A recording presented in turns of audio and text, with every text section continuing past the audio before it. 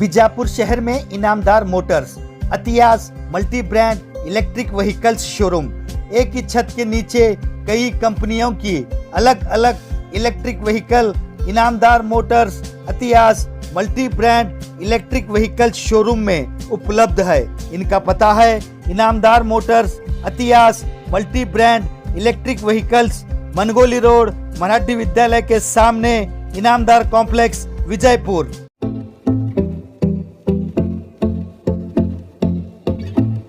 ನಮಸ್ಕಾರಗಳು. ನಾನು ಗುರುಲಿಂಗಪ್ಪ ಅಂಗಡಿ, ಭಾರತೀಯ ಜನತಾ ಪಕ್ಷದ ಬಿಜಾಪುರ ಜಿಲ್ಲೆಯ ರೈತ ಮೋರ್ಚಾ ಅಧ್ಯಕ್ಷ. ಇವತ್ತು ನಮ್ಮ ಭಾರತೀಯರಿಗೆ, ಭಾಳಷ್ಟು ಭಾರತೀಯರು ಆಶೆಯಂತೆ ಭಾರತ ದೇಶದ ಪ್ರಧಾನಮಂತ್ರಿಯಾಗಿ 3ನೇ ಬಾರಿಗೆ ನರೇಂದ್ರ ಮೋದಿಜಿಯವರು ಪ್ರಮಾಣ ವಚನ ಸ್ವೀಕಾರ ಮಾಡಿದ್ದಾರೆ. ಇವತ್ತು ತಮ್ಮ ಮೂಲಕ ಅವರಿಗೆ ನಾನು ಅಭಿನಂದನೆಯನ್ನು ಹೇಳಲಿಕ್ಕೆ ಇಚ್ಛೆ ಪಡ್ತೀನಿ. ಅದರ ಜೊತೆಗೆ ನಮ್ಮ ರಾಜ್ಯದಲ್ಲಿ ಕೂಡ 5 ಮಂತ್ರಿಗಳಿಗೆ ಅವಕಾಶ ಮಾಡಿಕೊಟ್ಟಿದ್ದಾರೆ.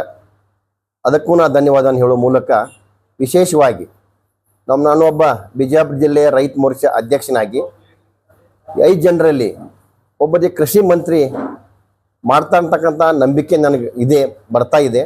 ಯಾಕಂದರೆ ನಮ್ಮ ಮೈತ್ರಿ ಮಾಡಿಕೊಂಡಂಥ JDSನ ಮಾಜಿ ಮುಖ್ಯಮಂತ್ರಿಯಾದಂಥ ಕುಮಾರಸ್ವಾಮಿಯವರು ಕೂಡ ಕೃಷಿ ಮಂತ್ರಿ ಆಗಬೇಕಂತಕ್ಕಂಥ ಇಚ್ಛೆ ಇರೋದ್ರಿಂದ ಅವರಿಗೆ ಕೃಷಿ ಮಂತ್ರಿ ಸಿಕ್ಕರೆ ನಮ್ಮ ರಾಜ್ಯಕ್ಕೆ ಅನುಕೂಲ ಆಗ್ತದೆ ಅಂತಕ್ಕಂಥ ಮನವಿಯನ್ನು ಕೂಡ ನಾನು ತಮ್ಮ ಮೂಲಕ ಹೇಳಿ ಇವತ್ತು ಪತ್ರಿಕಾಗೋಷ್ಠಿಯನ್ನು ಕರೆದ ಉದ್ದೇಶ, ರೈತರಿಗೆ ಸಹಾಯಧನ ಸಿಗ್ತಕ್ಕಂಥ ಬೀಜಗಳು ಭಾಳಷ್ಟು ರೇಟ್ ಹೆಚ್ಚಾಗಿದೆ, ಬೆಲೆ ಹೆಚ್ಚಾಗಿದೆ. ಈ ಮೊದಲೇ ನಾನು ಈ ಪತ್ರಿಕಾಗೋಷ್ಠಿ ಕರಿಬೇಕಂತ ಅಂದ್ಕೊಂಡಿದ್ದೆ. ಸಾಕಷ್ಟು ರೈತ ಸಂಘಟನೆಗಳು, ರೈತರು DC ಮನವಿ ಕೊಡುವ ಮೂಲಕ ಪತ್ರಿಕೆಯಲ್ಲಿ ಸಾಕಷ್ಟು ವಿಷಯಗಳು ಬಂತು. ಆದರೆ ಇನ್ನೂವರೆಗೂ ಕೂಡ ಸರ್ಕಾರ ಎಚ್ಚೆತ್ತುಕೊಳ್ಳಾರದೆ ಆ ರೈತರ ಸಮಸ್ಯೆಗೆ ಸ್ಪಂದಿಸಲಾರದೆ ಇರೋದ್ರಿಂದ ನಾನು ಇವತ್ತು ಪತ್ರಿಕಾಗೋಷ್ಠಿಯನ್ನು ಕರೆದಿದ್ದೀನಿ. ವಿಶೇಷವಾಗಿ ಬರಗಾಲ ಆವರಿಸುವುದರಿಂದ ಅನ್ನ ಕೊಡ್ತಕ್ಕಂಥ ರೈತರಿಗೆ ಇವತ್ತು ಬೀಜಗಳ ಬೆಲೆ ಏರಿಸುವ ಮೂಲಕ ರೈತರ ರಕ್ತವನ್ನು ಹೀರುತ್ತಿರುವ ಕಾಂಗ್ರೆಸ್ ಸರ್ಕಾರ ಬಂದು 1 ವರ್ಷ ಆಯಿತು. ಈ ಭಾರತೀಯ ಜನತಾ ಪಕ್ಷದ ಸರ್ಕಾರದಂಥ ಸಾಕಷ್ಟು ಯೋಜನೆಗಳು ಇವತ್ತು ಕಿಸಾನ್ ಸನ್ಮಾನ್ ಬರ್ತಕ್ಕಂಥ 4,000 ರೂಪಾಯಿ ಇರ್ಬೋದು, ಹಾಲಿನ ಬೆಂಬಲ ಬೆಲೆ ಇರ್ಬೋದು, ಇವತ್ತು ರೈತರ ಮಕ್ಕಳಿಗೆ ವಿದ್ಯಾನಿಧಿ ಕೊಡ್ತಕ್ಕಂಥ ಸ್ಕಾಲರ್ಶಿಪ್ ಸ್ಕೀಮ್ ಇರ್ಬೋದು, ಈ ರೈತರ ಪಂಪ್ಸೆಟ್ಗಳಿಗೆ ಕೇವಲ 25,000 ರೂಪಾಯಿದಲ್ಲಿ ಆ ವಿದ್ಯುತ್ ಶಕ್ತಿಯನ್ನು ಕನೆಕ್ಷನ್ ಕೊಡ್ತಕ್ಕಂಥದ್ದು ಇರ್ಬೋದು. ಆದರೆ ಇವತ್ತು ಆ 25,000 ಕೊಡ್ತಕ್ಕಂಥ ಆ ಪಂಪ್ಸೆಟ್ಗಳಿಗೆ ಇವತ್ತು 2.5 ಲಕ್ಷವರೆಗೆ ರೂಪಾಯಿವರೆಗೆ ಬೆಲೆಯನ್ನು ಏರಿಸುವ ಮೂಲಕ ಅದು ಬರೀ 500 ಮೀಟ್ರ್ ಅಷ್ಟೇ. 500 ಮೀಟ್ರ್ ಹೆಚ್ಚಾತಂದ್ರೆ ಅದಕ್ಕೆ ಕಮ್ಮಿ ಎಷ್ಟು ಹತ್ತಾವು, ವೈರ್ ಎಷ್ಟು, ಅದರ ಮೂಲಕ ಎಸ್ಟಿಮೇಟ್ ಮಾಡಿ 5 ರಿಂದ 10 ಲಕ್ಷದವರೆಗೆ ಅವತ್ತು ಎಸ್ಟಿಮೇಟ್ ಆಗ್ಬೋದು ಇವತ್ತು ಆ ರೈತನಿಗೆ. ಆ ಬಡ ರೈತ ಬೋರ್ವೆಲ್ ಕೊರೋದು ಅದನ್ನು ವಿದ್ಯುತ್ ಲೈನ್ ಆಗ್ತದೆ ಅಂತಕ್ಕಂಥದ್ದು. ಈಗ ಹಲವಾರು ಯೋಜನೆಗಳನ್ನು ಈ ಕಾಂಗ್ರೆಸ್ ಸರ್ಕಾರ ಕೈ ಮಾಡುವ ಮೂಲಕ ಮತ್ತೆ ಈಗ ಬೀಜಿನ ಬೆಲೆ ಏರಿಸುವ ಮೂಲಕ ರೈತರಿಗೆ ಅನ್ಯಾಯ ಮಾಡ್ತಾ ಇದೆ. ಕಾಂಗ್ರೆಸ್ ಸರ್ಕಾರ ಎಷ್ಟು ಬಂಡ್ ಅದ ಅಂದ್ರೆ ಇಡೀ ರಾಜ್ಯದ ರೈತರು ಈ ಸರ್ಕಾರದ ಸಾಧಿಸ್ತಕ್ಕಂಥ ಬೀಜಗಳನ್ನು ಕಡಿಮೆ ಮಾಡ್ರಿ ತೆಗೆಸಿಂದ ಸರ್ಕಾರದ ಮೊರೆ ಹೋಗ್ತಾ ಇದ್ದಾರೆ, ಮನವಿ ಮಾಡ್ತಾ ಇದ್ದಾರೆ. ಆದ್ರೆ ನಮ್ಮ ರಾಜ್ಯದ ಮುಖ್ಯಮಂತ್ರಿಗಳಾದಂಥ ಶ್ರೀ ಸಿದ್ದರಾಮಯ್ಯನವರು, ಅದೇ ರೀತಿ ಉಪಮುಖ್ಯಮಂತ್ರಿ ಆದಂಥ DK ಶಿವಕುಮಾರ್ ಅವರು, ಅದೇ ರೀತಿ ಕೃಷಿ ಮಂತ್ರಿಯಾದಂಥ N. ಚಲುವರಾಯಸ್ವಾಮಿಯವರು ಕೂಡ ಬೇಜವಾಬ್ದಾರಿ ಕೊಡ್ತಕ್ಕಂಥದ್ದು, ಬೇರೆ ಸರ್ಕಾರಗಳ ಕಡೆ ಕೈ ಬಟ್ಟು ಮಾಡಿ ತೋರಿಸ್ತಕ್ಕಂಥದ್ದು. ಅದಕ್ಕೆ ನಾಯನತನು ಬೇರೆ ರಾಜ್ಯ ಕಡೆ ಕೈ ತೋರಿಸೋ ಬದಲು ನೀವು ರೈತರಿಗೆ ಅನುಕೂಲ ಮಾಡಬೇಕಲ್ಲ. ಈಗ ಕಳೆದ 10 ವರ್ಷದಿಂದ 1 kg ಬೀಜಕ್ಕೆ ಸರ್ಕಾರ ಕೊಡೋದು ಕೇವಲ 25 ರೂಪಾಯಿ. 10 ವರ್ಷದಿಂದ ಬೀಜಗಳ ಬೆಲೆ ಸಾಕಷ್ಟು ಏರ್ಕೋದು ಬಂದೈತಿ. ಆದರೆ ನೀವು ಕೊಡ್ತಕ್ಕಂಥ 1 kgಗೆ 25 ರೂಪಾಯಿ ಮಾತ್ರ. 1 ಎಕರೆ ಇರ್ತಕ್ಕಂಥ ಒಬ್ಬ ರೈತ 1 kg ಬೀಜವನ್ನು ತೆಗೆದುಕೊಂಡ್ರೆ ಅವ್ನಿಗೆ ಕೊಡೋದು 25 ರೂಪಾಯಿ.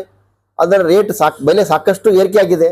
ಅದಕ್ಕೆ ನನ್ನ ಮನವಿ ಏನಂದ್ರೆ ಸರ್ಕಾರಕ್ಕೆ, ನೀವು 25 ಕೊಡೋದನ್ನು ಬಂದ್ ಮಾಡಿ 50 ರೂಪಾಯಿ ಮಾಡ್ರಿ. ಇಲ್ಲ ಅಂದ್ರೆ 50% ಸಬ್ಸಿಡಿ ಕೊಡ್ತಕ್ಕಂಥದ್ದು, ಇಲ್ಲ ಅಂದ್ರೆ 1 kgಗೆ 50 ಕೊಡ್ತಕ್ಕಂಥದ್ದು. ಏನ್ರಿ ಬದಲಾವಣೆ ಮಾಡಿ ರೈತರಿಗೆ ಅನುಕೂಲ ಆಗ್ತಕ್ಕಂಥ ಒಂದು ಕಾರ್ಯಕ್ರಮ ಮಾಡಬೇಕು. ಇದು ಮಾಡದೇ ಹೋದ್ರೆ ಕೃಷಿ ಮಂತ್ರಿಗೆ ನಾನು ಡೈರೆಕ್ಟ್ ಆಗಿ ಹೇಳ್ತೀನಿ, ನೀವು ರಾಜೀನಾಮೆ ಕೊಟ್ಬಿಡಿ. ನೀವು ಬಂದು ವರ್ಷದಿಂದ ರೈತರಿಗೆ ಏನು ಅನುಕೂಲ ಆಗ್ತಾ ಇಲ್ಲ, ನೀವು ನೇರ ಹೇಳ್ತಾ ಇದ್ದೀನಿ, ನೀವು ರಾಜೀನಾಮೆ ಕೊಡೋದು ಒಳ್ಳೇದು ಅಂತಕ್ಕಂಥ ಮಾತನ್ನು ಹೇಳುವ ಮೂಲಕ ಇವತ್ತ ಈ ಬೆಲೆ ತೊಗರಿ ಅಂತ ತೆಗೆದುಕೊಂಡಾಗ ಕಳೆದ ವರ್ಷ ತೊಗರಿಯ ಬೆಲೆ ಕಡಿಮೆ ಹೆಚ್ಚಿತ್ತು, ಬೀಜ ರೇಟ್ ಕಡಿಮೆ ಇತ್ತು. ಈಗ ತೊಗರಿ ಬೆಲೆ ಸಾಕಷ್ಟು ಕಡಿಮೆ ಇದೆ, ಬೀಜ ಬೆಲೆ ಕಡಿಮೆ ಆಗಬೇಕು. ನೀವು ಈ ಕೃಷಿ ಇಲಾಖೆಯಲ್ಲಿ RCF ಮಾಡ್ತಾರೆ, ರೇಟ್ ಆಫ್ ಕಾಂಟ್ರಾಕ್ಟ್. ಬೇರೆ ಇಲಾಖೆಗಳಲ್ಲಿ ಹೆಂಗದ ಅಂದ್ರೆ ಟೆಂಡರ್ ಕರೀತಾರ, ಯಾವ್ದು L1 ಇರ್ತಾರೆ, ಯಾರು ಕಡಿಮೆ ಟೆಂಡರ್ ಆಗಿರ್ತಾರೆ ಅವ್ರಿಗೆ ಆರ್ಡರ್ ಕೊಡ್ತಕ್ಕಂಥ ಒಂದು ವ್ಯವಸ್ಥೆ. ಆದರೆ ಕೃಷಿ ಇಲಾಖೆಯಲ್ಲಿ ಆ ವ್ಯವಸ್ಥೆ ಇಲ್ಲ.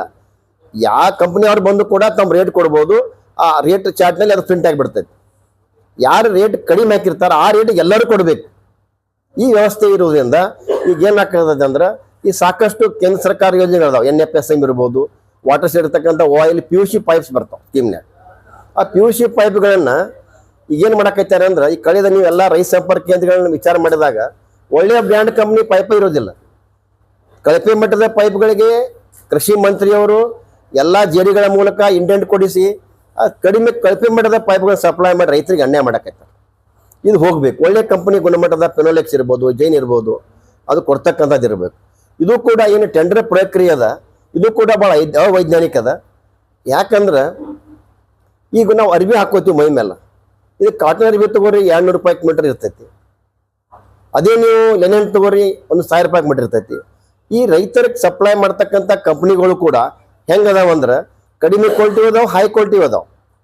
ಆದರೆ ಮೊದಲು ಯಾವ ರೀತಿ ಇತ್ತಂದ್ರೆ ಟೆಂಡರ್ ಎಲ್ಲ ಯಾವುದೇ ಕಂಪನಿಯವ್ರು ಬಂದು ಟೆಂಡರ್ದಲ್ಲಿ ಭಾಗಿಯಾಗ್ಬೋದು, ಅವ್ರ ರೇಟ್ ಪ್ರಿಂಟ್ ಆಗ್ತಿತ್ತು. ಸರ್ಕಾರ ಕೊಡೋದು ಸಬ್ಸಿಡಿ L1ಗೆ ಅಷ್ಟೇ. ಉದಾಹರಣೆ ಒಂದು X ಅಂತಕ್ಕಂಥ ಕಂಪ್ನಿಗೆ ಒಂದು 100 ರೂಪಾಯಿ ರೇಟ್ ಇತ್ತಂದ್ರೆ ಅದು ಸ್ವಲ್ಪ ಕಡಿಮೆ ಕ್ವಾಲಿಟಿಯದ್ದು, ಅದಕ್ಕೆ ಸ್ವಲ್ಪ ವೇರಿಯಸ್ ಇರ್ತೈತಿ, 110 ರೂಪಾಯಿ ಇರ್ತೈತಿ. ಅದಕ್ಕಿಂತ ಬ್ರ್ಯಾಂಡೆಡ್ ಕಂಪ್ನಿಗಳು 130 ರೂಪಾಯಿ ಇರ್ತೈತಿ. ಈ ರೀತಿ 3 ರೇಟ್ ಇರ್ತಾವೆ. ಸರ್ಕಾರ ಕೊಡೋ ಸಬ್ಸಿಡಿ ಯಾವುದಂದ್ರೆ 100 ರೂಪಾಯಿ ಏನು ಕಡಿಮೆ L1ಗೆ ಅವ್ರು ಸಬ್ಸಿಡಿ ಕೊಡೋದು 10% ಅಂದ್ರೆ 10 ರೂಪಾಯಿ ಸರ್ಕಾರ ಕೊಡ್ತೈತಿ. 90 ಈ ರೀತಿ 10% ರೈತರು ತೊಗೊಬೇಕು, 90% ಸಬ್ಸಿಡಿ ಸರ್ಕಾರ ಕೊಡ್ಬೇಕಂತ ಒಂದು ಯೋಜನೆ.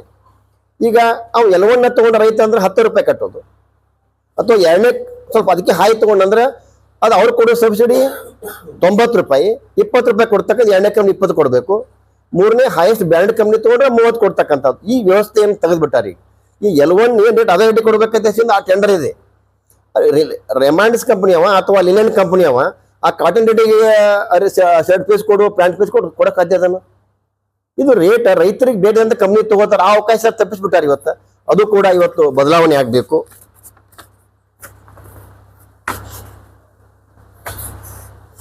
ಇನ್ನು ನನಗೆ ವಿಶೇಷ ಅಂದ್ರೆ ಈ ಬೀಜಗಳ ಸಮಸ್ಯೆ ಇದು ರಾಜ್ಯ ತುಂಬ ಎಲ್ಲ ಕಡೆ ಇಲ್ಲ. ಬೀಜ ಬೇಕಾಗೋದು ಭಾಳ ಹಾರ್ಡ್ಲಿ ರಾಜ್ಯದಲ್ಲಿ 4 ಜಿಲ್ಲೆ ಹೆಚ್ಚು ಇದೆ.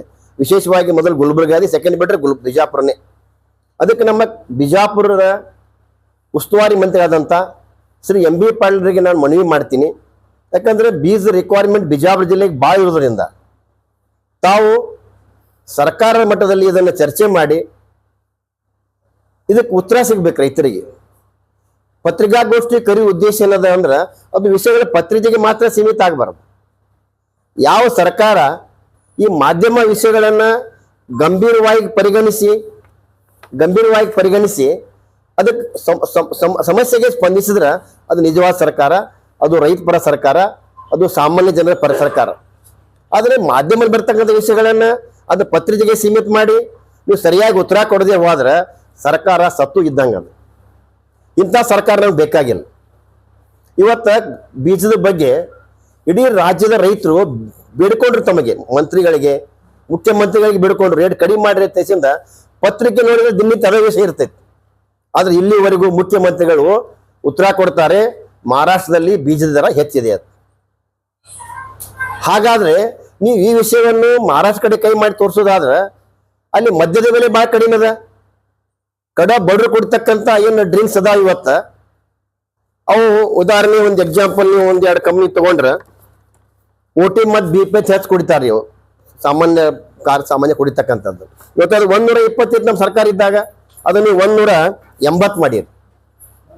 ಈ ರೀತಿ ನೀವು ಮಧ್ಯದ ಬೆಲೆ ಸಾಕಷ್ಟು ಇರಿಸಿರಿ, ಆದ್ರೆ ಬೀಜದ ನಾವು ರೈತರ ಸಮಸ್ಯೆ ಕೇಳಿದ್ರೆ ಅದಕ್ಕೆ ಉತ್ತರ ಕೊಡ್ತೀರಿ ನೀವು ಮಹಾರಾಷ್ಟ್ರದಲ್ಲಿ ಬೀಜದ ದರ ಹೆಚ್ಚದ ಅಂತ. ಇದು ಯಾವ ನ್ಯಾಯ? ಅದಕ್ಕೆ ಒಂದು ಮಾತದ, ಗಾದೆ ಮಾತದ, ಒಕ್ಕಲಿಗ ಒಕ್ಕದಿದ್ದರೆ ಜಗವೆಲ್ಲ ಬಿಕ್ಕುವುದ ತೇಸಿನ. ಈ ರೈತರ ಬಗ್ಗೆ ಇಂಥ ವಿಷಯಗಳು ನಮ್ಮ ಮುಖ್ಯಮಂತ್ರಿಗಳಿಗೆ ರಾಜ್ಯ ಸರ್ಕಾರ ತಿಳಿಬೇಕಾಗಿದೆ. ರೈತರು ಎಷ್ಟು ಇಂಪಾರ್ಟೆಂಟ್ ಅದ ಅಂತ. ರೈತರು ದುಡಿತಾ ಇರ್ತೇಸಿಂದ ಇವತ್ತು ಎಲ್ಲ ಜನ ನಾವು ಪಶು ಪಕ್ಷಿ ಇರ್ಬೋದು, ಸಾಮಾನ್ಯ ಮನುಷ್ಯರು ಇರ್ಬೋದು, ಪ್ರತಿಯೊಬ್ಬರು ಬದುಕೋದು ರೈತರ ಮೇಲೆ. ಆದ್ರೆ ಇವತ್ತು ಸರ್ಕಾರ ಬಂದು 1 ವರ್ಷ ಆದ್ರೂ ಕೂಡ ಇವತ್ತು ರೈತರ ಬಗ್ಗೆ ಕಿಂಚಿತ್ತೂ ಕಾಳಜಿ ಇಲ್ಲ. ಅದಕ್ಕೆ ಆ ವಿಷಯವಾಗಿ ನಾನು ಇವತ್ತು ನಾನು ಕರೆದೀನಿ. ಸಾಕಷ್ಟು ಪತ್ರಿಕೆಯಲ್ಲಿ ಬಂದಿದ್ದ ವಿಷಯ, ರೈತರ ಬಗ್ಗೆ ಇನ್ನೂ ಸರ್ಕಾರ ಏನು ಡಿಸಿಷನ್ ತಗೋಕತ್ತಿಲ್ಲ. ಇನ್ನು ಕೊನೆಯದಾಗಿ ಈ ಗ್ಯಾರಂಟಿಗಳ ಬಗ್ಗೆ, ಗ್ಯಾರಂಟಿ ಈಗ ಚರ್ಚೆ ಮಾಡ್ತಾ ಇದ್ದಾರೆ. ಕಾಂಗ್ರೆಸ್ ಪಕ್ಷದ ಅಧ್ಯಕ್ಷನೇ ನಿನ್ನೆ ಮಾತಾಡಿದ್ರು, ಇಲ್ಲ ಇವತ್ತು ನಾವು ಗ್ಯಾರಂಟಿಗಳನ್ನ ಬಂದ್ ಮಾಡೋದು ಚಲೋ ಅಧ್ಯಕ್ಷ ಅಂತ. ನಾನು ನಿಮಗೆ ಪ್ರಶ್ನೆ ಮಾಡ್ತೀನಿ, ನೀವು ಗ್ಯಾರಂಟಿಗಳನ್ನ ಯಾಕೆ ಕೊಟ್ಟಿರಿ? ವಿಧಾನಸಭೆಗೆಲ್ಲ ಕೊಟ್ಟಿರಿ. ನೀವು ವಿಧಾನಸಭೆಗೆಲ್ಲ ಕೊಟ್ಟರೆ ಗ್ಯಾರಂಟಿಗಳನ್ನ ಲೋಕಸಭೆಗೆ ಯಾಕೆ ಕಂಪೇರ್ ಮಾಡ್ತೀರಿ? ಈಗೂ ಕೂಡ ನಿಮ್ಮ ಗೋಲ್ಡ್ ಗ್ಯಾರಂಟಿಗಳಿಗೆ ನಂಬಿ ಸಾಕಷ್ಟು ಜನ ಹೋಟ್ ಹಾಕಿದ್ದಾರೆ ನಿಮ್ಗೆ. ಲೋಕಸಭೆಯಲ್ಲಿ ಕೂಡ ಎಲ್ಲಿ ಕಾಂಗ್ರೆಸ್ ಸರ್ಕಾರ ಇದೆ ಅಲ್ಲಿ ನೀವು 2 ಸಾವಿರ ಕೊಡ್ತೀರಿ, ಅದ್ರ ಜೊತೆಗೆ 8,500 ಕೊಡ್ಬೇಕು. ನಾವು ಎಲ್ಲಿಯೂ ಭಾರತೀಯ ಜನತಾ ಪಕ್ಷ ಯಾವ ರಾಜ್ಯ ಎಲ್ಲಿಯೂ ಕೂಡ ನಾನು ನಿಮ್ಮ ಗ್ಯಾರಂಟಿ ಬಗ್ಗೆ ವಿರೋಧ ಮಾಡಿಲ್ಲ. ನಾವು ಕೇಳಿದ್ದು ನಿಮ್ಮ ಗ್ಯಾರಂಟಿ ಕೊಡ್ರಿ, ಅದ್ರ ಜೊತೆಗೆ ಡೆವಲಪ್ಮೆಂಟ್ ಅಭಿವೃದ್ಧಿ ಮಾಡಿರ್ತಕ್ಕಂಥ ಮಾತನ್ನು ಕೇಳಿದೆವು. ಅಭಿವೃದ್ಧಿ ಕಡೆ ನಿಮ್ಗೆ ಲಕ್ಷ್ಯ ಇಲ್ಲ. ಅದನ್ನ ಬಿಟ್ಟು ಈ ಭಾರತೀಯ ಜನತಾ ಪಕ್ಷದವ್ರು ಕ್ವಶನ್ ಮಾಡಕತ್ತ ಅಂತೇಳಿ ಗ್ಯಾರಂಟಿ ನಿಲ್ಸಕ್ಕಂಥ ನೀವು ಮಾಡುವಂಥ ಅವಶ್ಯಕತೆ ಇಲ್ಲ. ನೀವು ಗ್ಯಾರಂಟಿಯನ್ನು ಕಂಟಿನ್ಯೂ ಮಾಡಿ ಹೇಳುವ ಮೂಲಕ ನಾನು ಇವತ್ತ ಪತ್ರಿಕಾಗೋಷ್ಠಿ 2 ವಿಷಯಗಳು ಮುಗಿಸ್ತೇನೆ.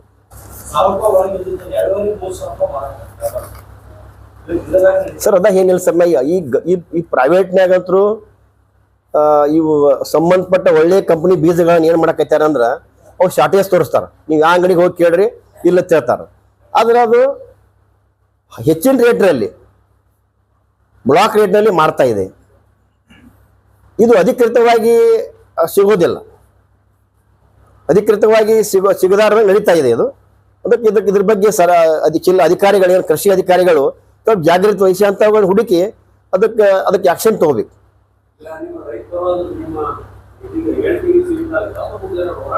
ಸರ್ ಇದು ಈಗ ನನಗೆ ನೋವಾಗಿ ನಾ ಪತ್ರಿಕಾಗೋಷ್ಠಿ ಕರೆದಿದ್ದೀನಿ. ಯಾಕಂದ್ರೆ ಸಾಕಷ್ಟು ಪತ್ರಿಕೆಯಲ್ಲಿ ಓದಿದಾಗ 15-20 ದಿವಸದಿಂದ ಬೀಜ ರೇಟ್ ಕಡಿಮೆ ಮಾಡೋಂದ್ರೂ ಕೂಡ ಸರ್ಕಾರದ ಕಿಂಚಿತ್ತು ಕಾಳಜಿ ವಹಿಸದ ಕಾರಣ ಇವತ್ತು ನಾ ಈ ಪತ್ರಿಕಾಗೋಷ್ಠಿ ಕರೆದಿದ್ದೀನಿ. ಬರುವ ದಿನಮಾನದಲ್ಲಿ ಇದಕ್ಕೆ ಅವ್ರ ಸರ್ಕಾರ ಎಚ್ಚರಗೊಳ್ಳದೆ ಹೋದ್ರೆ ನಾನು ಇವತ್ತು ಸಾಕಷ್ಟು ಜಿಲ್ಲೆಯ ರೈತರನ್ನ ಕೂಡಿಸಿ ಸಿದ್ದೇಶ್ವರ ಗುಡಿಯಿಂದ DC ಅವರಿಗೆ ಒಂದು ಮನವಿಯನ್ನು ಕೊಡುವ ಮೂಲಕ, ಹೋರಾಟ ಮಾಡುವ ಮೂಲಕ ನಾನು ಇವತ್ತು ಸರ್ಕಾರಕ್ಕೆ ಎಚ್ಚರಿಕೆ ಕೊಡ್ಲಿಕ್ಕೆ ಬಯಸ್ತಾ ಇದ್ದೀನಿ. ಇವತ್ತು ನಮ್ಮ ಪ್ರಧಾನ ಕಾರ್ಯದರ್ಶಿಗಳಾದಂಥ ರಾಜಶೇಖರ್ ಡೊಳ್ಳಿ ಅವ್ರ ವಕೀಲರು, ನಮ್ಮ ಯುವ ಶಕ್ತಿ, ನಮ್ಮ ರೈತ ಮೋರ್ಚಾ ಪ್ರಧಾನ ಕಾರ್ಯದರ್ಶಿಗಳು Balaraj Reddy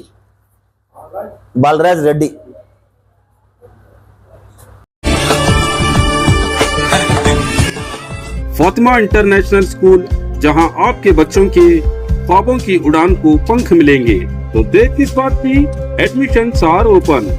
please contact Fatima international school, Asar Gali, रोशन दरवाजा रोड, विजयपुर, या कॉन्टैक्ट करें 9148904786. जुड़े रहिएगा आपके अपने चैनल बीजापुर समय के साथ।